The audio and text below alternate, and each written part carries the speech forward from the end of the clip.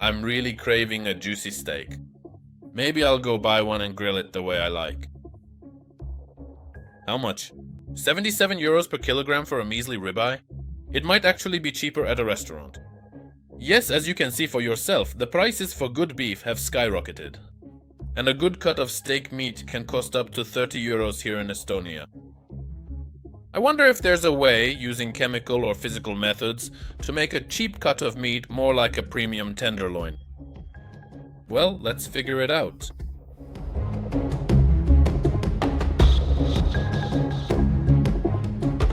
As you probably know, not every part of a cow can be used to make a good steak. For example, if you take the shank, the muscles there are used often, which means they have little fat and a lot of connective tissue as well as dense muscle fibers. If you try to fry such a piece of meat in a pan, the proteins that make up the muscles quickly denature, especially collagen, which at temperatures above 60 degrees Celsius contracts and squeezes out a lot of water. Because of this, such a steak will be tough and dry even if it's only lightly cooked. That's why such cuts of beef are usually braised for a long time to make them tender and juicy. It's a different story if you use a muscle for steak that doesn't work much, for example the area between the ribs and the backbone, the so-called ribeye. It contains much less collagen, the muscle fibers are less dense, and there are streaks of fat tissue that during cooking prevent moisture from escaping and also loosen the muscle fibers, making steaks from such meat softer and more tender. But, as you can probably guess, there are very few such tender cuts of meat on a cow, which is why their price can be several times higher than that of shank or other cheaper cuts. Just look at the filet mignon steak, which is considered the most tender part of the steer. Interestingly, there is only about half a kilogram of meat suitable for this steak on an average steer, but is it possible to turn a ribeye or another, tougher cut of beef into something resembling filet mignon? To find out, I decided to conduct an experiment and bought several entrecôte steaks, which is what we call ribeye here in Estonia. Often, our steaks are quite thin and tough, so I think these cuts are perfect for experimenting to make them more tender and at least somewhat closer to filet mignon steaks. One of the classic methods for tenderizing meat is to cook it for a long time at a high temperature. But this method isn't suitable for steaks because what we end up with is more like roast beef or just stewed beef. That's why I decided to use the unusual sous-vide technique, which is now used by many chefs in restaurants, mainly for cooking meat. For this, I first salted the steak, added pepper, and sprinkled a bit of garlic powder for extra flavor. Then I placed this piece of meat into a vacuum bag and removed all the air from it using this portable vacuum sealer.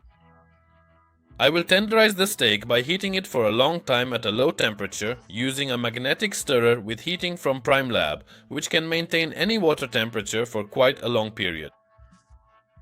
To prevent the steak from floating around the container during heating, I secured it in this improvised holder. After that, I started filling the beaker with clean water. Then I placed the steak back in the center of the container and connected the thermocouple, which is inside this rod, to the stirrer. With its help, the stirrer will know the exact temperature of the water and heat it throughout the entire cooking time. I set the temperature at which the steak would be kept to 55 degrees. This is exactly the temperature to which the center of a steak is usually heated when cooking in a pan to achieve medium doneness. To find out how tender a steak can become, I will keep it at 55 degrees for a whole 24 hours. During this time, most of the collagen should begin to break down, and the protein bonds that hold the muscle fibers together should also weaken. As a result, this steak should come as close as possible in tenderness to a filet mignon. Well, after 24 hours you can see that the steak has darkened a bit visually. Let's take it out of the water and see what it has turned into. Interestingly, it feels quite soft to the touch. Let it cool for now. I have a few more ideas on how to make other steaks more tender in a shorter amount of time. For comparison with the steak that was aged for 24 hours in an improvised sous-vide, I took another identical piece but kept it in warm water for only 1 hour. Let's see if that amount of time is enough to tenderize the meat. For another test, I decided to use two methods of tenderizing meat at once, temperature and ultrasound. For this, I'll need my ultrasonic bath, which I used a few years ago to make 20-minute whiskey. If anyone's interested, you can check it out at the link. Usually, these specialized baths are used to clean jewelry or other metal parts, because when the liquid is treated with ultrasonic waves, so-called cavitation bubbles form in the water.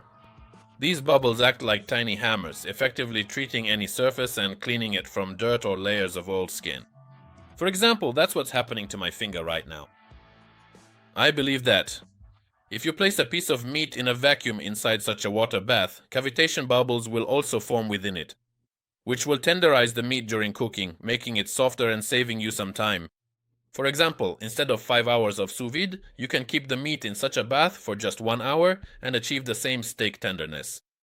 To test my hypothesis, I placed 2 halves of steaks with different marbling into the bath and poured in warm water at about 50 degrees Celsius. After that, I turned on the heater and the ultrasonic emitter. As a result, the microphone on my camera just started going crazy. After that, I set a timer for 1 hour. Basically, this bath also maintained the temperature quite well, and the water was mixed precisely thanks to those very cavitation bubbles. So I think the meat will cook quite evenly. After an hour of this treatment, I think the steaks are quite ready. Well, all that's left is to sear all my samples in a pan to give them a crust and then taste them. I think I'll start with the steak that's been cooked for 24 hours, which I'll sear in butter. And since the inside of the steak is already essentially cooked after being in the sous vide, you only need to keep this piece of meat in the pan for a very short time, just enough to sear it. Interestingly, for some reason, this steak burned very easily, and even after just a minute in the pan, both sides were quite well seared. After searing, I wrap the steak in foil and let it rest so it can gradually cool down and not lose too much moisture. For comparison, I also seared a simply salted steak with spices, which had not been in the sous vide or treated with ultrasound. This will be the so-called control sample, to see whether all my manipulations made any sense at all. After that, I sear a piece of steak that spent only an hour in the sous vide. And I also let it rest wrapped in foil. And finally, I sear 2 pieces of steak that were treated with ultrasound and also spent a whole hour in the improvised sous vide. After searing, I slice the finished steaks for tasting. The first one is the 24-hour steak. Yes, the color on the cut is quite beautiful, with a medium doneness, and it looks pretty juicy. Next is the control steak, which I think also turned out medium. Now the steak that was in the sous vide for only an hour. Yes, at a temperature of 55 degrees, you get a perfect medium or medium doneness. And finally, the steak treated with ultrasound in the sous vide. Visually, it looks a bit looser, as if the meat fibers separate better than in the other samples. Alright, so finally everything is ready now. And I'm able to taste all of these different steaks that I've prepared using these slightly different cooking methods. Now this one right here is our control steak, which I just fried for exactly 2 minutes on each side. This one spent 1 hour in the sous vide, my improvised version. This piece spent 24 hours in the same sous vide. Now these pieces also spent an hour, but this time in the ultrasound, also in an improvised sous vide at 55 degrees Celsius. I think we'll start with the control sample. In terms of toughness, well, it is not particularly tough at all. The meat is quite good. Let's now try to compare the piece that spent an hour in the sous vide. It's already a little bit softer, yes. Now this piece spent a whole day in the sous vide. It just falls apart. Super tender. A day in the sous vide really does the trick. You can chew it with your lips. Damn, that's awesome. Honestly, I like this even more than a regular steak. Now let's try to see if it's worth using ultrasound as well, if you keep the meat in the sous vide for an hour. Let's try a fattier piece, the one that was in the sous vide with ultrasound. It also just falls apart in your mouth, but it's not as tender as the one that was in for a whole day. The one from a whole day is just like cream. Ultrasound, it seems, adds maybe 20 or 30% to the tenderness. But if you compare it again to the one cooked for a whole day, that one is really just like cream. The only thing is, with the steak that's been cooked for a whole day, it starts to lose a bit of that classic steak texture, that meaty structure. It's already hard to call it a steak. It's something kind of unrecognizable, more like roast beef. So what conclusions can we draw? I think the most optimal method is using ultrasound with sous-vide. Basically, I think that with simultaneous ultrasound and sous-vide, you can turn a ribeye into something similar to filet mignon. But as for whether you can turn it into real wagyu, if you didn't know, wagyu is the most expensive type of beef in the world, and visually it looks more like beef fat with streaks of meat than a traditional cut of beef. The wagyu cattle breed was developed in Japan, and due to special genes, they have the ability to produce meat with extremely high marbling and a large amount of unsaturated fats. Because of this high fat content, steaks from this meat turn out incredibly tender and taste unlike any other kind of meat. Once, while I was in Japan, I couldn't resist and ordered myself a piece of this beef, which was far from cheap. I paid about 60 euros for 100 grams, but it was worth it. In terms of taste, it was something between fatty tuna and filet mignon. Let me tell you, the experience was unforgettable. But is there a way to infuse meat with those same unsaturated fats yourself to make it juicier, more tender and tastier? I think there is one way. For this, I decided to use the method of vacuum frying, which some chefs have already tested and even created industrial installations based on this principle. To prepare meat this way, I first bought a vacuum chamber like this one, which I slightly modified by adding a colander inside, where the product to be cooked will be placed. To lower this colander into the boiling oil while doing everything in a vacuum, I decided to use magnets that would hold the colander with the product while the air is gradually pumped out of the chamber with the hot oil. I was lucky that the chamber itself is not magnetic, so 3 powerful neodymium magnets can easily hold this colander even with a small load.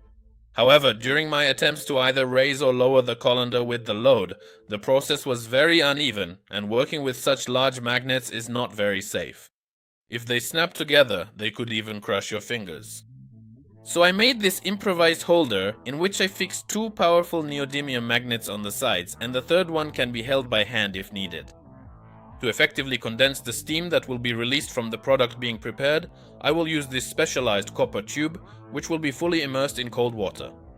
The main star of this entire process will be a high-quality diaphragm vacuum pump from PrimeLab, which is uniquely not affected by accidental drops of condensate getting inside, unlike, for example, a standard oil pump.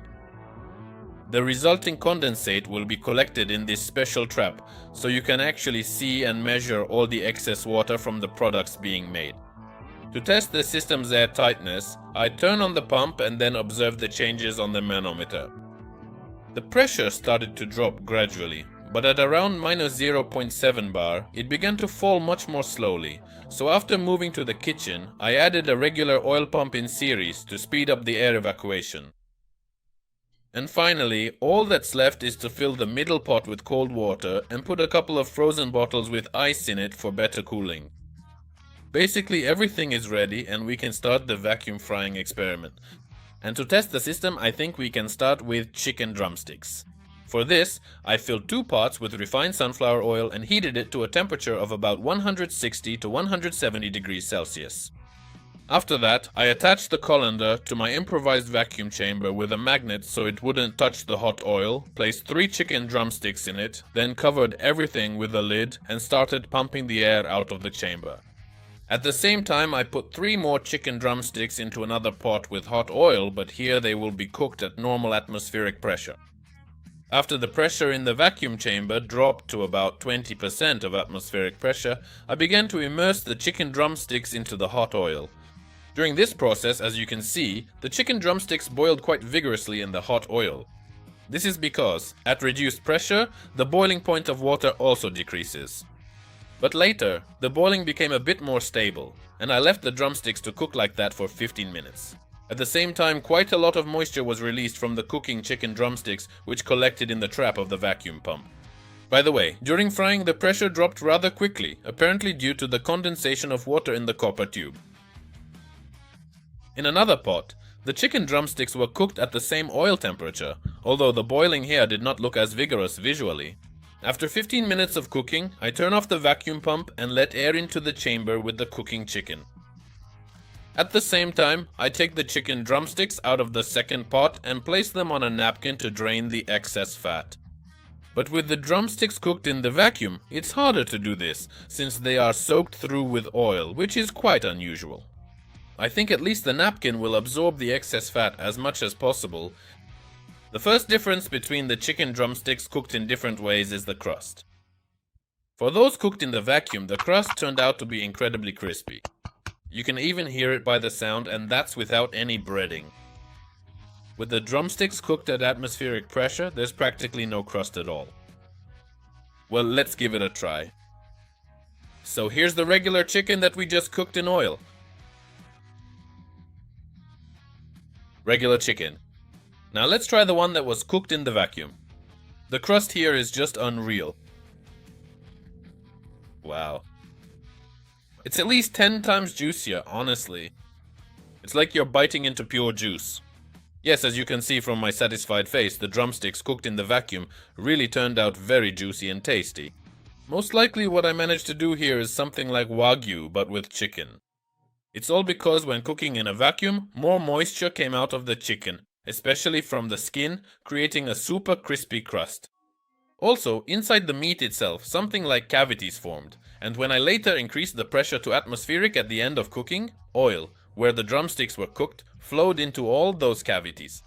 Of course, it turned out less healthy and less diet-friendly, but it was incredibly tasty. Since many flavor molecules are soluble specifically in fat, as they say fat is flavor, oil on a stick, I love it. Well, now I want to try the same experiment, but with a beefsteak. I'm curious if it will end up resembling wagyu after this kind of cooking. Basically, I did everything here just like I did with the chicken. I heated the oil, placed half of the steak inside this chamber, and dropped the other half into the hot oil for about 3 minutes. I did the same with a piece of beef in a vacuum, carefully keeping track of the cooking time, so as not to overcook the steak.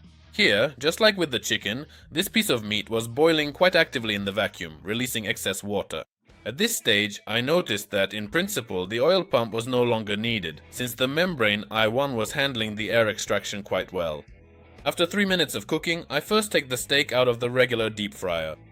By the way, it looks pretty good, and in terms of tenderness, it's about medium. After that, I let air into the vacuum chamber where the other half of the steak is frying. As you can see, when the pressure increases, the boiling immediately stops, since the boiling point of water rises. The steak looked pretty much the same, with a rather nice crust. Let's try cutting these two steaks and see what they look like inside. First, I cut the piece of beef that was cooked in regular hot oil. Basically, I got a medium rare, the so-called medium doneness, with a bit of rawness. This is often recommended for serving in restaurants. Now let's see what the steak cooked sous vide looks like. Yes, here you can see an incredibly crispy crust has formed. And the doneness inside turned out to be almost a perfect medium. It's just that it seems to be filled with a certain amount of fat between the layers of meat fibers. After slicing, the difference becomes even more apparent. The steak simply cooked in the deep fryer turned out to be perfectly medium. But the steak cooked sous vide is actually shining from how much it has absorbed the oil along with the meat juices. Well, let's finally taste this wonder. Alright, so we've cooked the steaks. You've already seen how different they look on the outside. Now let's compare how the flavors differ. We ended up with something like a medium to medium rare doneness. I'll take this piece. A regular steak from the deep fryer.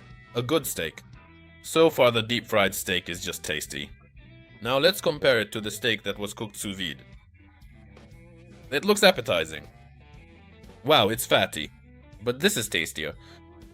Seriously, just This butter gives it such a flavor, it's more pleasant. So basically, we've just made wagyu. Yes, now I can confidently say that by cooking sous vide like this, you can make something similar to wagyu from an inexpensive cut of beef. I think if you use, say, rendered beef tallow instead of regular sunflower oil, and deep fry the steak in it, you'll get almost pure wagyu, which costs over 100 times more than a regular piece of beef. And if you enjoyed this video, as always, don't forget to give it a like and subscribe to the channel to discover many more new and interesting things.